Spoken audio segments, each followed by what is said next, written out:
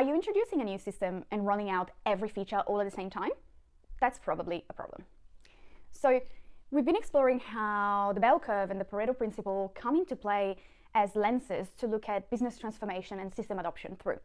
And one of the things that came to mind was how when you're rolling out a new system, whether it is a piece of technology or a new set of processes to do a task, rolling out all of the changes all at the same time can tend to be overwhelming. That takes different shapes. For example, there's a lot of new features that get developed, maybe customized for a particular business. And on a technical side, it certainly can be done. But as soon as you add humans into the equation, you have to manage the speed of change at which those humans can move.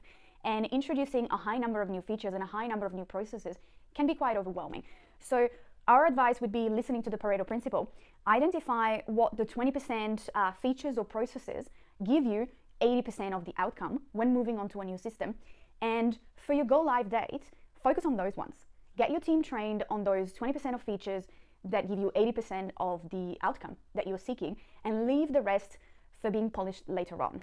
Now, I'm going to talk about training in the next video, but why this is important is that during the rollout and the build phase, you get to focus your team's energy on a few extremely specific features that need to be tested very thoroughly and really being made to work exactly the way your business needs. That way, you're going to ensure that when it comes to go live, you can be really focused with your training, and you can know that those very key features are working as expected, as opposed to having 50, 60 different areas of a platform that do not work as expected. So here's my encouragement to you. Find out which ones are the features or the processes that you want to systemize first of all when you're moving to a new system. Which one do you need to make sure work as expected, and focus on those.